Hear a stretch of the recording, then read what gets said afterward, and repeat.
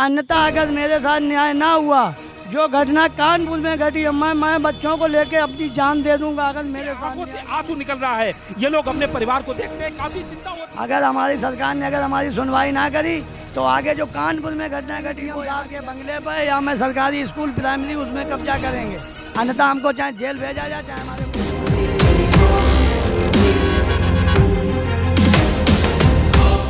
मैं इन लोगों से बात करूंगा और हम आपको ये दिखाना चाहेंगे। ये परिवार है, इनका गरीब परिवार है और इनके पिताजी वहाँ पर बैठे हुए हैं और ये इनकी बेटी हैं और इनकी धर्मपत्नी जी भी यहाँ पर मौजूद हैं। इनका छोटा सा मकान बना हुआ है और यहाँ पर चूल्हे पे खाना बना रही हैं। मैं ये न्यूज इसलिए दिखा रहा हूँ कि जो उत्तर प्रदेश सरकार के माननीय मुख्यमंत्री जी हैं उनको पता चल सके कि हमारे फर्रुखाबाद में जो बिल्डोजर कार्रवाई हुई है या होने वाली है वहाँ पर किस तरीके से स्थिति बनी हुई है। रोड के किनारे मकान है, रोड जब बनेगा मकान टूटेगा, जब मकान टूटेगा ये परिवार घर से बेघर हो जाएगा, कहां जाएगा? सवाल ये बनता है ना। और मैं इन लोगों से बात करूंगा। सबसे पहले मैं बाबा से बात करूंगा। बाबा आप ये बताइए आपका नाम क्या है? हमारा नाम सुरेंद्र सिंह कटेरिया है। ग्राम मैं आराम से पकड़ा हूँ और जो भी बात है आप दिल खोल कर बोलो। आपका क्या नाम है? सुरेंद्र सिंह कटेरिया, ग्राम चौकीदार। अच्छा, यहाँ पर आप कितने सालों से रहते हो? साहब मेरे को 5वीं पीढ़ी हो गई है यहाँ रहते हुए। 5वीं पीढ़ी, बाबा परबाबा, तिससे बाबा परबाबा, 5वीं पीढ़ी चल रही है हमारी। और साहब रोड के किनारे खंतियों में ही गुजर कर रहा हूँ। हमारे प्रधान जी 30 सालें हो गई इसी ग्राम समाज के, उसके 6 पद हो चुके हैं। हमको साहब सहारा यही देते रहे कि मैं तुम्हें इस पद में बसा दूंगा, इस पद में तुम्हें ग्राम समाज दूंगा, इस पद में दूंगा। अभी तक मेरे साथ कोई न्याय नहीं किया गया। अन्यथा अगर मेरे साथ न्याय ना हुआ, जो घटना कानपुर में घटी है, मैं बच्चों को लेके अपनी जान दे दूंगा। अगर मेरे साथ न्याय ना हुआ, आप परेशान न हो, ऐसा नहीं होगा। आप देख सकते हो फर्रुखाबाद में किस तरीके से स्थिति बनी हुई है। इनको बिल्डोजर का डर है, इनके आंखों से आंसू निकल रहा है। ये लोग अपने परिवार को देखते हैं, काफी चिंता होती है कि बिल्डोजर जब चलेगा मकान टूटेगा, इनका परिवार कहां जाएगा? ये सवाल बनता है। उत्तर प्रदेश सरकार के माननीय मुख्यमंत्री जी से मैं निवेदन करता हूं और उसके बाद मैं चिल्लाता इसलिए हूं कि जो अधिकारी हैं उनके कान बिल्कुल बंद हो चुके हैं। उनको सोचना चाहिए ये गरीब लोग कहां जाएंगे। बाबा क्या कहना चाहोगे? खुलकर बोलो आप। अगर हमारे साथ न्याय ना हुआ, जो आज कानपुर में हुआ वही हालात हमारे घर पर होगी। मेरे सारे बच्चे चाहे जान देने के लिए तैयार हैं। अगर हमको चाहिए कि हमको ग्राम समाज दी जाए, हमको आवास दिया जाए सरकारी, अभी तक हमको शौचालय तक नहीं मिला इस सरकार की योजना में। हम मायावती सरकार में जो भी हमें लेटरिंग मिला, शौचालय मिला, वही मिला था।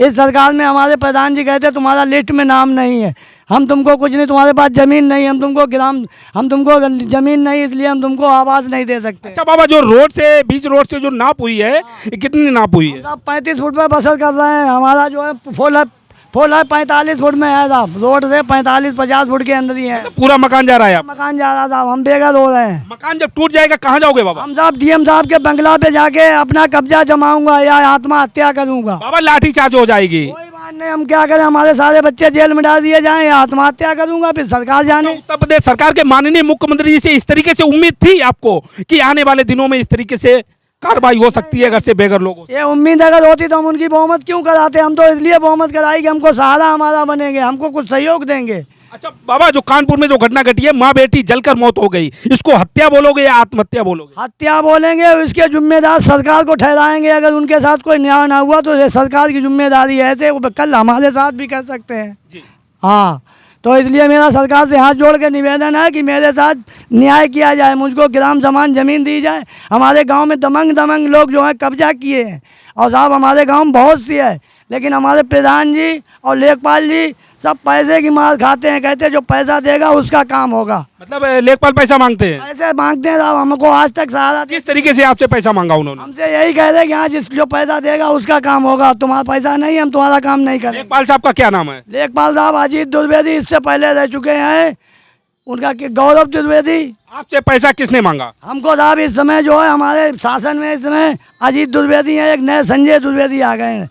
संजय द्विवेदी हमारे साथ कोई काम नहीं कर रहे, अजीत द्विवेदी ने भी नहीं किया और उनने जो है गौरव त्रिवेदी ने भी नहीं किया। साहब हमारे गांव में 10-12 लेखपाल बदल गए, सब हमको झांसा ही देते रहे।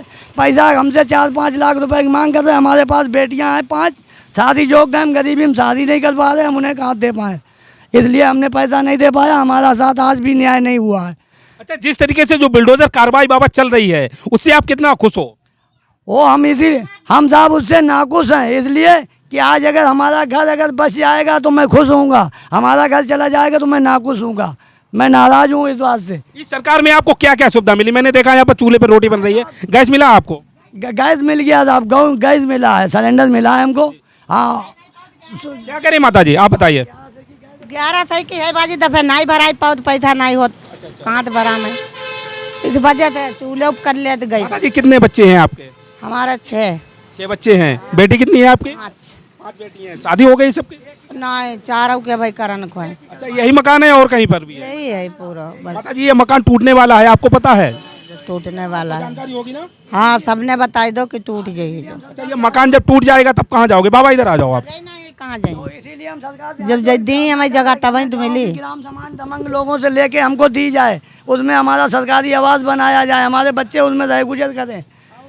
अगर हमारी सरकार ने अगर हमारी सुनवाई ना करी तो आगे जो कानपुर में घटना घटी वो यहाँ भी घट सकती है। चाहे मेरा पूरा घर में 13-14 यूनिट है, 15 2 बिलोजर तो हमने ऐसे पानी लगाए थे, बन पानी बिलोजर लगाए थे। मतलब बिल्डोजर यहाँ पर आया था? यहाँ पर आया था? चुकी है एकदम। हाँ, खस चुकी है। बिल्डोजर के सामने आप खड़ी हो गई। पहले बुलडोजर आपके ऊपर चढ़ने का कोशिश किया? और का बना कहीं हटावो पानी नहीं, हम तुम्हारे पानी में लगाए दी। और का अगर आप ना हटती तो बिल्डोजर चढ़ जाता क्या? तो लगाए दे तो इंडियन लोग फेंक दिया। यहाँ पे एक लोग बुआ थी, वो खड़ी हो गई, उनको हटा के अलग कर दिया बिल्डोजर से। और क्या, मतलब बिल्डोजर बेटा चढ़ा दिया क्या? हाँ, ऊपर ही मतलब ऐसे लगा के हटा दिया उनको। लगा दें तब इन लोगों ने हमें खींच लो कि लगाई दें तुम्हारे हटो अलग। अगर माता जी उस दिन अगर ना हटती तो ऐसी घटना जैसे कानपुर में घटना घटी है वैसी हो जाती यहाँ पर? लगाई देते हैं। देख रहे हो आप, इस तरीके से हमारे उत्तर प्रदेश के फरुखाबाद में भी घटनाएं घट सकती थी, लेकिन ये माता जी अगर बुलडोजर के सामने से अगर ना हटती तो आज ये माता जी यहाँ पर नहीं बैठी होती। तो जो जमना ऐसे थोप थापे लो फिर इतना पैसा भी नहीं कहीं से ले ले। बेटा आपको उम्मीद थी हमारे मुख्यमंत्री जी से कि इस तरीके से कार्रवाई बिल्डोजर कार्रवाई होगी? नहीं थी पहले से।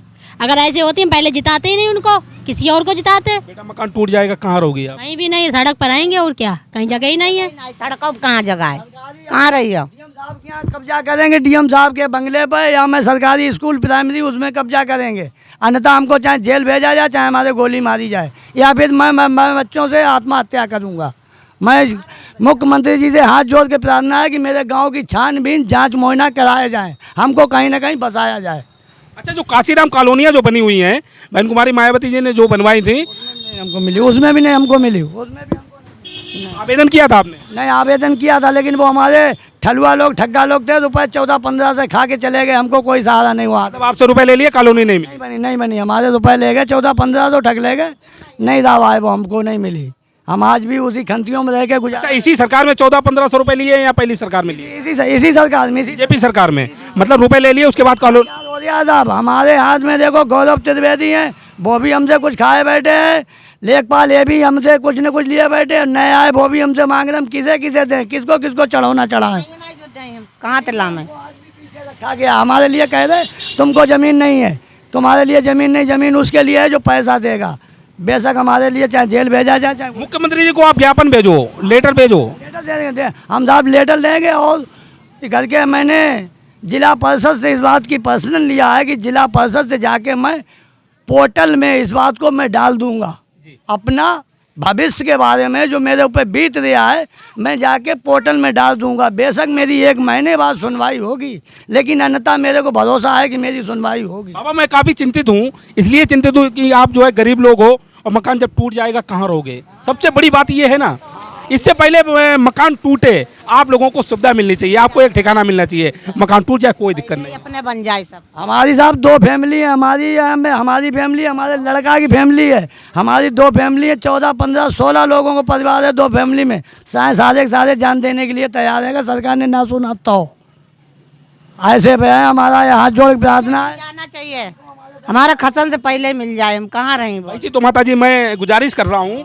कि इससे पहले मकान टूटे, मकान तोड़ दो आप बेखड़, मतलब मकान टूटना चाहिए, लेकिन जो है जगह मिलनी चाहिए, आपको रहने का ठिकाना मिलना चाहिए। हम सरकार के आदेश को पालन करूंगा, अगर वो कहेंगे हट जाओ मैं हटने के लिए तैयार हूं, लेकिन मेरी हाथ जोड़ के यही गुजारिश है कि मेरी प्रार्थना को स्वीकार किया जाए। बाबा अगर बिल्डोजर यहाँ पर आ गया और उसने जो है तोड़ना फोड़ना शुरू कर दिया फिर क्या करोगे आप? तो पहले तो मैं अपने जिला अधिकारी से मैं विश्वास की गुजारिश करूंगा कि साहब मेरे लिए कहीं छाया के लिए बता दो, पहले हमको बता दो तब हटा दो, अगर वो नहीं बताते हैं अन्यथा फिर मेरे साथ कुछ भी मेरे को करना पड़े।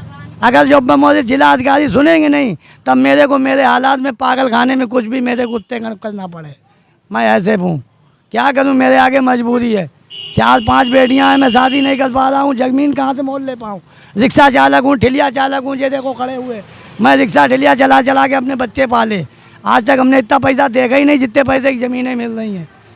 और बड़े बड़े दमंग आदमी लोग जो जिनके पास 100-100 बीघा की ज़मीनें हैं, हमारे गांव में इस बात जांच करी जाए, जिनके पास गेस्ट हाउस वगैरह सब चल रहा है, जिनके भट्टा चल रहा है, कोल्ड चल रहे हैं, बिल्डिंग मटेरियल खुली हैं साहब, उनके पास अवैध कब्जा करे हुए वो लोग। अच्छा, उन पर कोई कार्रवाई नहीं हो रही? उनके ऊपर कोई कार्रवाई नहीं, उनके ऊपर कोई नहीं है। अधिकारी लोग जो हमारे गांव के आते हैं वो उनसे और मिलके उनके हाथ बिक जाते हैं। अब आपको कैसा लगता है, मतलब ऐसा क्यों लगता है कि कार्रवाई नहीं हो रही उनके ऊपर?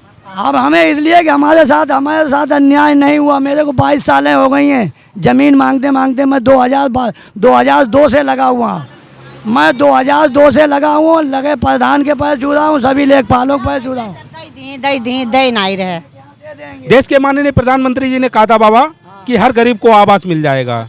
हमें कहा था कि हर गरीब के पास आवास पहुँचेगा, लेकिन हमारा टूटा धनिया है, 4 कच्चा घर है, धनिया पड़ी हुई, किच्चा पड़े हुए, 4-5 धनिया आज भी टूटी हुई हैं। हम इसका बदलाव नहीं कर पा रहे हैं।